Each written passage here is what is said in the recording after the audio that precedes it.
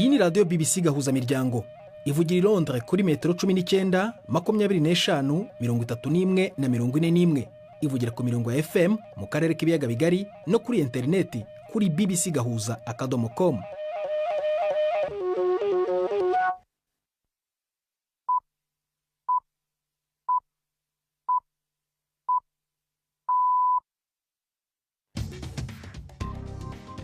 Ubu ni saa 10:30 ku isaha mpuzamahanga ya GMT, ni saa 12:30 ku masaha yo mu Rwanda no mu Burundi. Muri studio muri kumwe na Prudence Ngiyumva.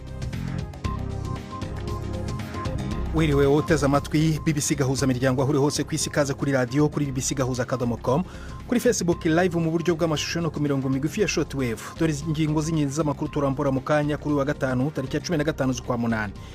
Tariki nk'iyi z'ukwa munani ni umunsi ufatwa nk'uwa gatanu mutagatifu mu kwiyuka ijyanwa mu ijuru rya Bikira Mariya ku bakristo gatolika. Ibihumbi by'abantu bateraniye Kibeho mu majyepfo y'u Rwanda mu misi yo kwizihiza uyu munsi mukuru. Barimo n'umwe muri batatu bemeza ko babonekewe na Bikira Mariya.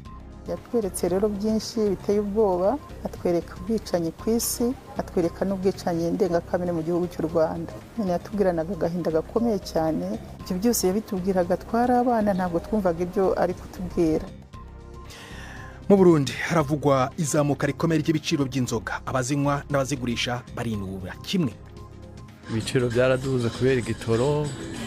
Ari umuntu w'umugabo uravuga ati reka ngene kukanywa kamwe, winyabyuka kanyumega wakibye. Naho babidogije ntitubironka uko bitegerezo. Hano nk'uno munsi ntitwigeze turonka nta Primus nta Amstel. Hari n'abaza muganga nk'uko bisanzwe buri wa gatanu, ndetse na shampiyona nshya y'Ubwongereza Premier League itangira kuri uyu wa gatanu.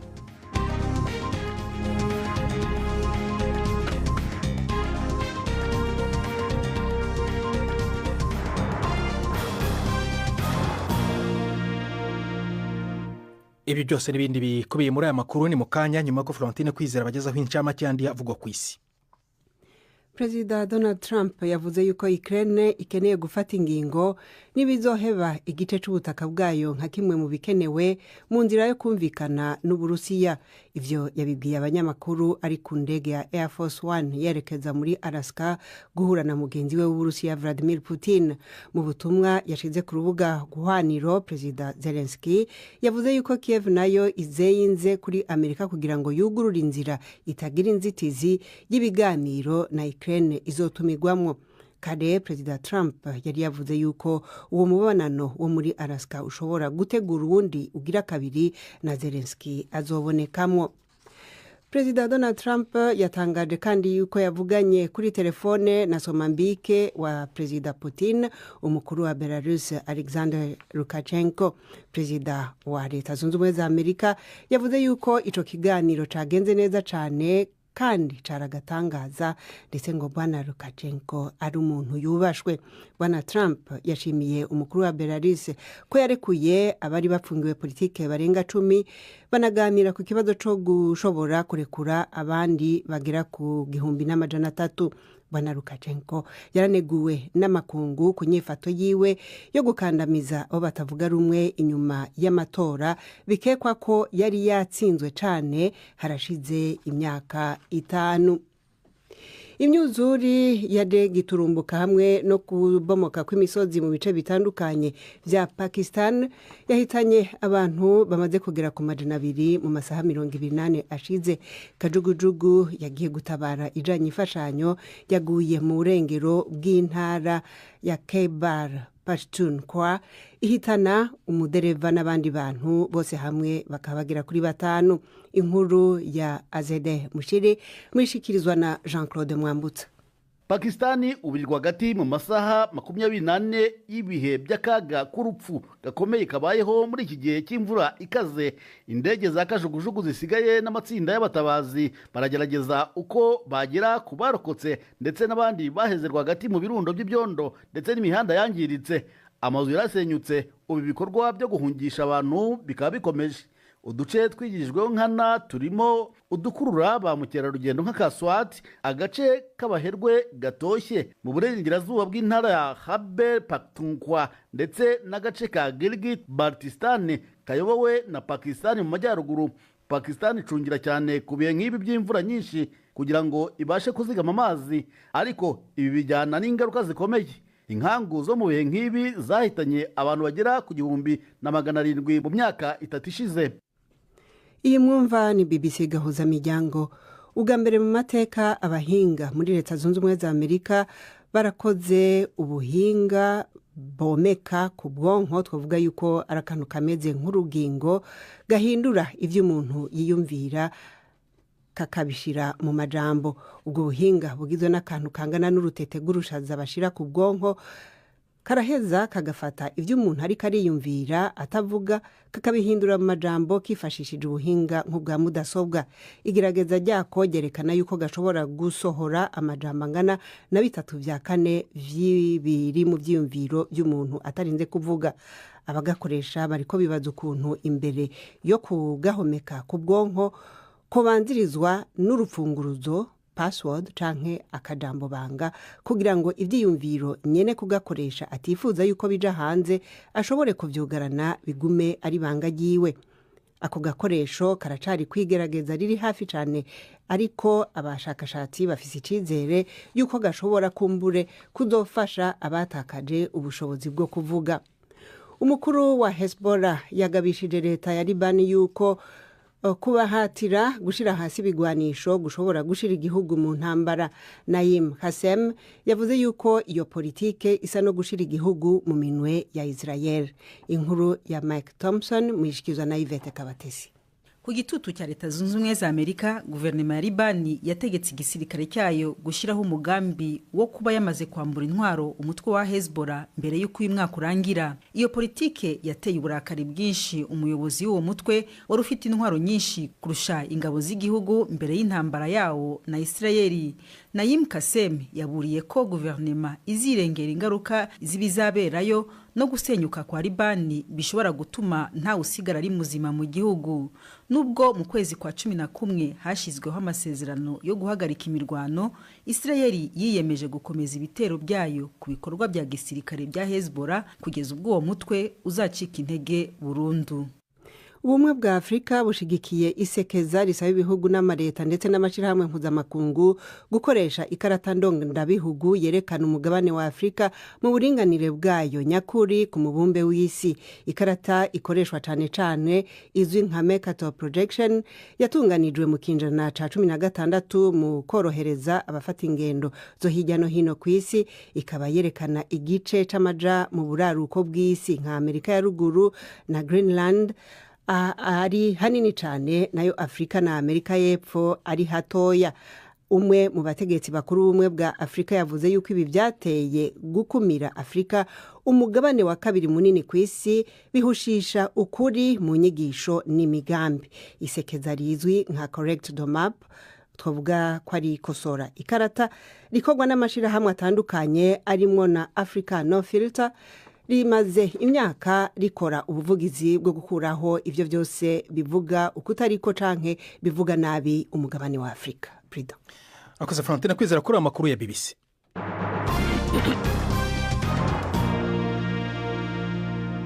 Ikaze ku makuru arambuye duhera mu Rwanda. Tariki ya 15 z'ukwa munani ni umunsi ukomeye kuri miliyoni z'abakristo gatolika ku isi. Umunsi ufatwa nk'uwa gatanu mutagatifu mu kwibuka ijyanwa mu ijuru rya Bikira Mariya. Ibihumbi by'abantu bateraniye Kibeho mu majyepfo y'u Rwanda mu misa yo kwizihiza uyu munsi mukuru. Ikibeho niho honyine ku mugabane wa Afurika hemejwe na Kiliziya Gatolika ko Bikira Mariya yabonekeye. Mu ibonekerwa ry'abanyeshuri batatu, Alphonsine Mureke, Marie Claire Mukangango na Nathalie Mukamazimpaka mu mwaka w'1981 n'1989.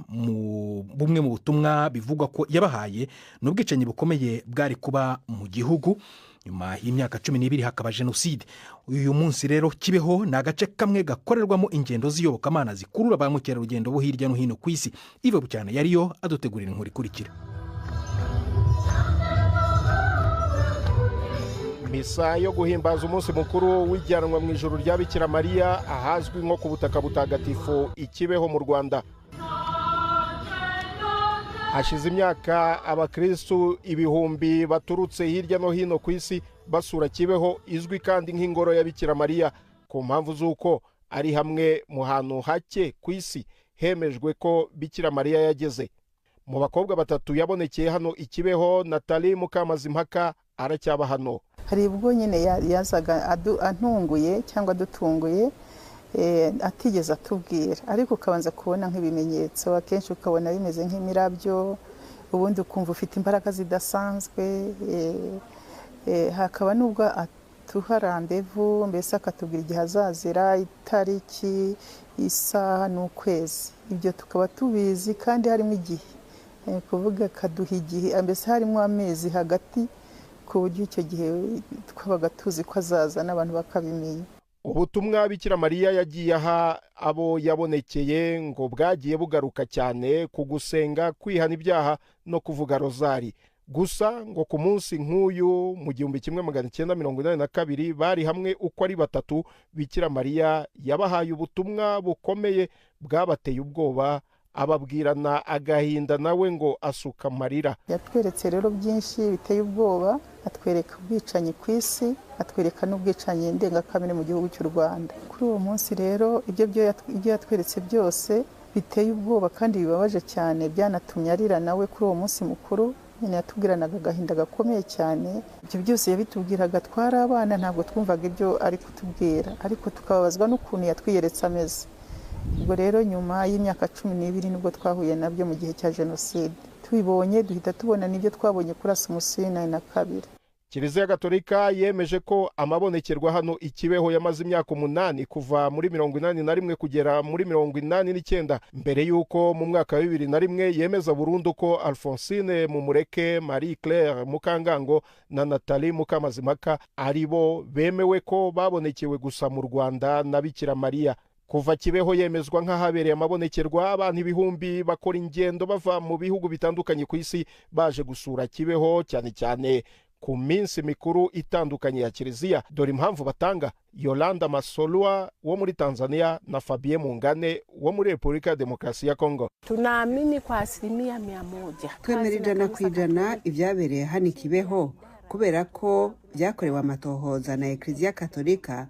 Ababonekewe barabazwa cyane kandi bikomeye, kugeza n'ubwo bakorerwa isuzuma ribabaza umubiri. Gusa nyene iyo yakubonekeye ubwiwe abakurimo koko. Ubw'ibyo rero ntituzanwa hano n'ubusa, kuko Ekleziya Katolika irabizi yuko muri Afrika, mu Rwanda, Kibeho, Bikira Mariya yahabonekeye. Kuna Mama Maria alitokea Kibeho. Nimefika hapa Kibeho kuja kusali. Naje Kibeho nzanywe no gusenga, kubera ko numvise ubuhamya butandukanye bw'abagize hano bavuga ko iyo ugeze Ikibeho n'amasengesho n'ibyifuzo byawe, kandi ufite ukwizera Imana unyuze kuri Bikira Mariya wa Kibeho, ibyifuzo byawe birasubizwa. Unapata majibu mbalimbali.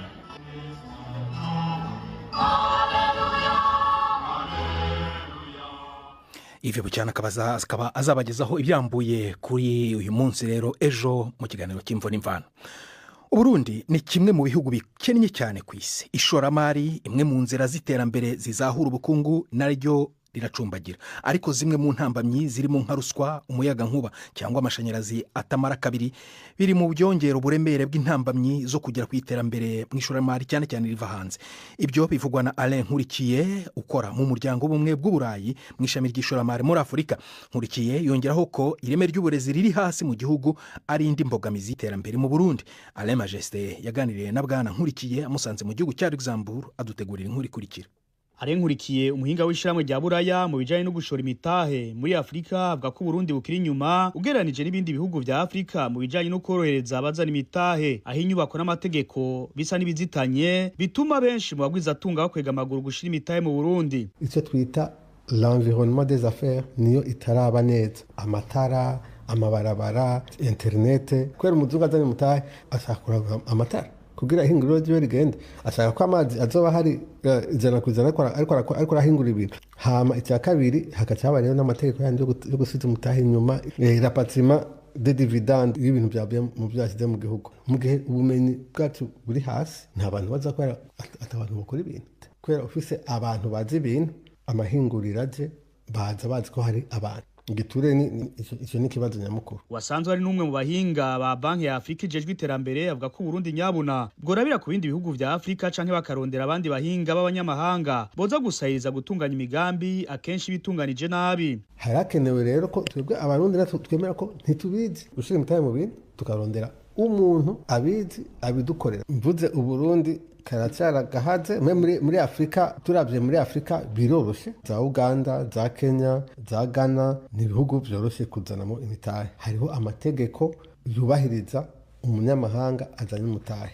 Nko mu Uganda nagiye cyane gose, nabonye imirima minini cyane gose y'abazungu baje bashyira imitahe bakubaka imirima iteye igomwe.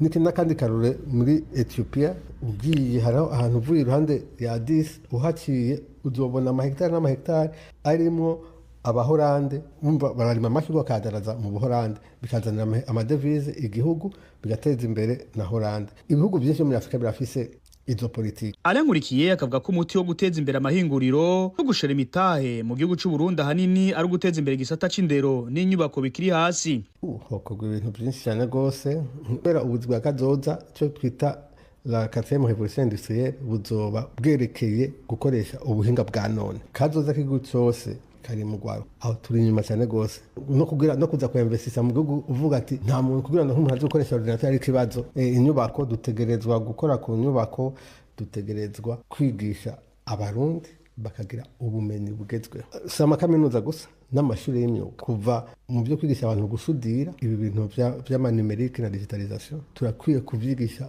ugwaruka kuva mu ishure rya mbere gushika baheze ishure. Mu cigeranyo ngaruka mwaka c'Ibanki ya Afrika ijejwe iterambere BAD, Urundi ufata ikibanza ca 51 mu bihugu 50 vya Afrika kujanye n'iterambere ry'amahinguro n'ishoramari. Nayo mu karere ka Afrika y'ubuseruko Urundi ufata ikibanza gishiri ca nyuma. Mu bwami bwa Luxembourg, Alain Majesté Barenga. Saa moya zirabura iminota 16 mu Rwanda no mu Burundi. Mukanya turakomeza n'amakuru rambuye turajya no mu mikino. Ndi Prudence Nyumva.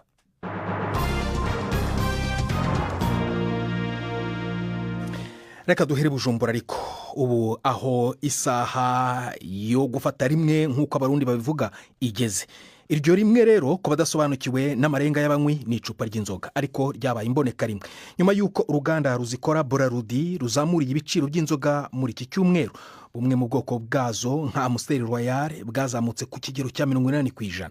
Braludi isobanura ko nyirabayazana y'iritumbagira ry'ibiciro arizamuka mu bindi biciro by'ibikenerwa mu kuzitunganya. Inkuru ya Patrick Waso i Bujumbura. Turi muri kamwe mu bunywero bukunda kuba bufise abantu benshi bahateramira mu gisagara hagati ca Bujumbura, ariko uyu mugoroba abantu bahari ni bake ugereranije n'indi minsi. Abakozi bahakorera nta kazi kanini bafise, bamwe barasamariye kuri telefone zabo, abandi bariko bakira abashitse babatuma ico bafata. Abaje kuhateramira ngo ntibashimye ingingo y'ihinguro Braludi yo kuduza ibiciro kuko nizo nzoga badugije ibiciro ntiziboneka. Nta buryo dufise ariko umuntu akaronsa kamwe arakanye ntibisa nk'uko ahantu usanga abantu benshi bari ngaha mu kabari. Ibiciro byaraduze kubera igitoro. Ari umuntu w'umugabo uravuga ati reka ngende kukanywa kamwe winyabyuka akanywa umenga wakibye. Uravye igihe igihugu cacu kigeze ko kuvyerekeye ubutunzi birumvikana ko ibiciro bishobora kuduga, mugabo kigoye nuko naho babiduza ibyo binyobwa tutabironka ahantu hose, kandi ivyo biciro baba bashizeko usanga batabikurikiza. Ico nico kibabaje, biduge mugabo biboneke. Uyu afise ubunywero mu gisagara hagati muri quartier Rohero, wewe ngo izo nzoga ntazo baronka uko bavyifuza, bigace bateranya n'abaje kuhateramira. Naho babidogije ntitubironka uko bitegerezo. Hana nkuno munsi byari sanse ko dutegereza kuronka inzoga, mugabo muguye ntitwigeze turonka nta Primus nta Amstel dufise zijya Bright, kandi umva n'abakiriya baridoga kuko bataronka ico bifuza. Tubura babinwa tukaba dupanze, bisaba ko turi harwaye kuriha abakozi niki, umva si ikintu cyoroshe.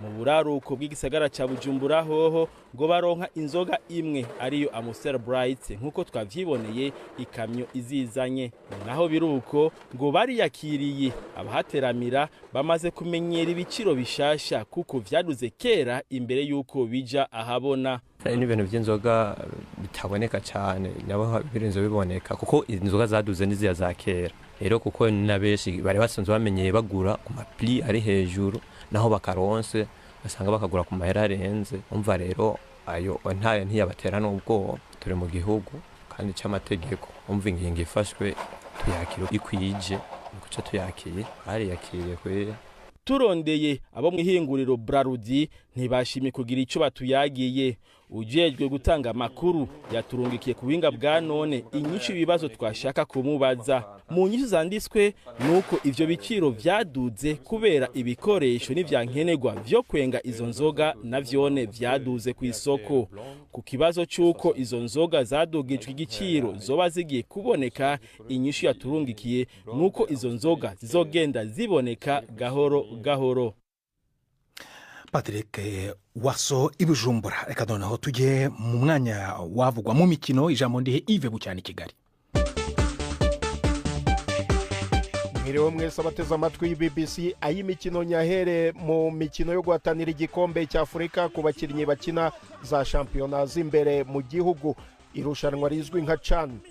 Mu kanya ku isaha ya saa moya ruraba rwambikanye mu itsinda rya gatatu rikinira mu mujyi wa Kampala muri Uganda. Niger irahura na Afurika y'Epfo. Bafana irashaka gutsinda uwo mukino kugira ngo igire amanota 7 ihita inafata umwanya wa mbere. Umukino wayo wa nyuma izahura na Uganda yo ifite amanota 6. Ni mu gihe mu itsinda rikinira muri Kenya, Maroc yarayitsinze Zambia ibitego 3-1 naho Repubulika ya Demokarasi ya Kongo itsinda Angola 2-0. Uko bihagaze muri iryo tsinda, Kenya iracyari ya mbere n'amanota 7, Maroc na DRC ziri ku mwanya wa kabiri n'amanota 6. Umukino wa nyuma Kenya izahura na Zambia mu gihe DRC izahura na Maroc. Bivuga ko Kenya kunganya bizaba yihagije ikabona itike ya 1/4.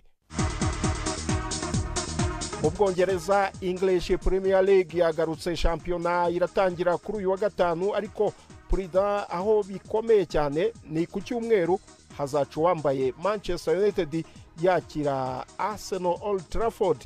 Buri mutoza amanukana intwaro ze buri kipe yaguze muri iyi minsi. Umutoza wa Arsenal Mikel Arteta yagereranyije imyaka 3 yikurikiranyije amaze ahiga ikamba rya Premier League nko gucukura zahabu.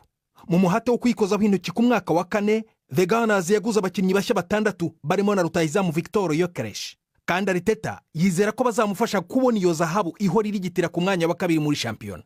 Manchester United mukeba wayo w'ibihe byose nayo ntiyicaye amaramasa. Nyuma yo kurangiza shampiyona ishize ku mwanya usebeje, iyi kipe ihimbwa amashitani atukura nayo yiyongereyemo ingufu ku bakinnyi barimo na rutahizamu Benjamin Sesko. Nubwo ari umukino wa mbere ku makipe yombi, ibizawuvamo bizatanga ishusho y'icyerekezo cy'urugendo rw'amezi 10 ari imbere muri shampiyona ifatwa nk'ikurikirwa kurusha izindi ku isi. Ariko icyizere cya Arsenal cyo gutwara igikombe gisa nko kwibuka ibitereko washeshe, kuko Liverpool yegukanye icy'umwaka ushize irabimbura shampiyona nshya igamije kukigumana yakira Bournemouth muri iri joro kuri stade Anfield. Isanzwe ifite ikipe ityaye kandi yiyongereyeho abakinnyi bashya bari mu bakomeye ku isi mu myanya bakinamo nka Florian Wirtz, Hugo Ekitike na Jeremy Frimpong. Mu yindi mikino y'ejo kuwa gatandatu, Newcastle zerekeza i Villa Park gucakirana na Aston Villa idafite rutahizamu wayo Alexander Isak watsimbaraye ko atazongera gukinira ikipe izwi nka Magpies. Sunderland yagarutse muri Premier League nyuma y'imyaka 8 imanutse mu cyiciro cya kabiri, izakira West Ham mu gihe Tottenham Hotspur izaba iri kuri stade yayo ikina n'iyindi kipe nshya muri shampiyona Burnley. Manchester City izasoza imikino y'ejo kuwa gatandatu yerekeza i Wolverhampton gukina na Wolves ku mugoroba. Chelsea yo nayo ifatwa nk'iri mu isiganwa ry'igikombe izaba yakira Crystal Palace i Stamford Bridge ku cyumweru. Urakoze cyane Prida. Ahandi ku mugabane w'Uburayi shampiyona iri butangira uyu munsi ni mu gihugu cy'Ubufaransa, shampiyona izwi nka Ligue 1. Rennes irakina na Marseille. La Liga nayo iratangira uyu munsi, Girona ikina na Rayo Vallecano. Ikindi wamenye nuko ikipe ya AS Roma yo mu Butaliyani yagaragaje ko ishaka kugura rutahizamu unyura ku ruhande wa Manchester United Jadon Sancho, igatanga agera kuri miliyoni 20 z'amapaundi. urakoze Yves Bucyana. Tugume Kigali na Yvette Kabatesi muri Baza Muganga.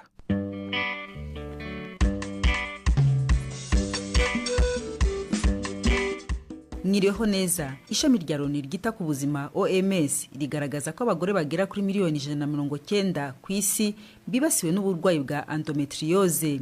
Ubu burwayi ngo bukunze kumenyekana butinze, bigatuma kenshi ababufite babura urubyaro. Cyakora ngo ubushakashatsi burakomeje. Muganga Gaspard Ntahonkiriye aratunyurira muri ibi byose. Nukuvuga ko ni indwara y'abagore kuva umugore yinjiye mu mihango mu Kinyarwanda ariyo gutinyanka mu Kirundi na mu gihe yinjiye muri menopause. Gushika ubu ntawe uzi ikinezi kitera. No kuvuga ni indwara uturemangingo byo bita endometre. Dukwiriye kuba turi imbere muri nyababyeyi, no kuvuga hariya hava imihango ariho haja n'umwana usanga twimukiye aho tudakwiye kuba turi. No kuvuga bishobora kuba ahegereye iyo nyababyeyi, hari n'igihe utwo turemangingo dusanga kure ya nyababyeyi. Hama rero utwo turemangingo ko n'ubundi tuba tuvuye muri nyababyeyi, iyo tuhageze tukitwara gute, tuza kuhangiza dute? Yego cyane, kubera muri nyababyeyi aho twise endometre, no kuvuga yuko nyababyeyi irahindagurika bijyanye na kwa kwezi k'umugore. Twaturemangingo turi mu mara canke turi ku ruhago canke turi ahandi hose twavuye muri nyababyeyi, mu gihe ryahinduka cy'ukwezi y'umugore natwo turahinduka. Ikintu karakura kakabyimba hanyuma kagaturika. No kuvuga ibyo byose bibaye nko kumara canke bibaye ku ruhago canke bibaye ahandi hose bitera indwara ikomeye. Arico gituma ya endometriose izokwigaragaza mu bimenyetso bijyanye no kubabara cyane cyane, ariko uko kubabara kukagenda kugaruka gukurikira kwa kwezi k'umugore. Nico gituma hari ibintu biba bigaragara yuko bijanye n'imisemburo y'umugore, bijanye no kwezi k'umugore. Hanyuma n'ibindi bimenyetso no kudashobora kubyara bigenda bifatanye, kubera uko kuntu iyo misemburo iba yakoze nabi no kubyimba bigatuma adashobora no gusama. Hama kugira ngo kwa muganga imenyekane ko mwavuze ko nikitera kitazwi, biroroha? Ntibyoroha na gatoya kugira ngo indwara yemezwe ko ari endometriose. Ababikurikiranye basanze umugore aba yagiye kwa muganga imyaka 7. Imyaka 7 ni myinshi cyane indwara itaragaragara. Cyane cyane nkuko impamvu itazwi no kumuvura, kuvuga ngo ndamuhaye imiti ibure bikire, nayo ntibishoboka. Ni ingaruka ni nyinshi, kubera nkuko indwara ikiri hafi ibiri hafi aho mu iruhande ya nyababyeyi cyangwa kuri nyababyeyi cyangwa kutuyobora cyangwa kudusabo hafi, uko imyaka yigira imbere igenda ishakumara igaca ku ruhago ikabandanya no kure, kandi uko imara imyaka myinshi ishobora gutuma ugasanga amara yaratobotse, ugasanga n'uruhago rwatobotse, ugasanga nyababyeyi yabaye nabi, ugasanga ni ya ndwara izokenera kuvurwa n'abaganga benshi. Kuvuga ni indwara bikomeye cyane. Muri uko kugorana kose hagati aho uyifite afashwe iki mu by'ukuri? Iyo bishitse ikamenyekana hakiri kare, imiti isanzwe burakubabara biya bitante inflammatoire. Hanyuma nkuko twavuze yuko imisemburo igira uruhare runini cyane muri iyo ndwara, hari imiti y'imisemburo. Hanyuma iyo ndwara yigiye imbere gatoya ushaka no gukora operation imwe byo kumurika mu nda batabaze mu nda bita serioscopy cyangwa laparoscopy. Hanyuma iyo imaze kuba nabi naho ni bimwe twavuga usanga umuntu avuwe n'abaganga barenga 4. Hanyuma murazi yuko ikindi cya kabiri kiretse ubabare ni kubyara. Nabyo kugira ashobore kubyara kenshi usanga bija muri bimwe byo guhuza intanga, nivyo bishaka kumufasha. Hama dusoza, nta muganga w'abagore mutubwire inama mwabagira kuri bijyanye n'ubu burwayi. Ni kuvuga yuko iyo umugore yumva babara mu kwezi bigaruka, aho no kuvuga ko yo kwihutira gura kwa muganga akagenda, kenshi birafasha kugira bimenyekane hakiri kare. Ntitubuze ko akira, ariko harabugwa bigatuma itakomera cyane ngo izigore kuvura. Hari n'uburyo bushasha bariko burigwa bushobora kuzofasha iyo ndwara ikagaragara hakiri kare, ariko ntikirasohoka neza mu gikoreshwe bakita endotest. Ni uburyo bwo gusuzuma bworoshe cyane, bakoresha amacandwe amate, bashaka kubona yuko umuntu agwaye endometriose. Icyo no kuvuga kishoboye kuboneka bizo ari ibintu bikomeye cyane, bizotuma iyo ndwara igaragara kare hanyuma ikavugwa byoroshe. Muganga Gaspard Ntahonkiriye watubwiraga ku burwayi bwa endometriose. Ni naha rero dusoreje. Muramuke neza. uramuke Ivete natwe nahadusoreje rero ejo nimvo nimvano twafashijwe na Martin Weber ndi Prudence Nyuba wakoze gutamo bisigaza imiryango weekend nziza.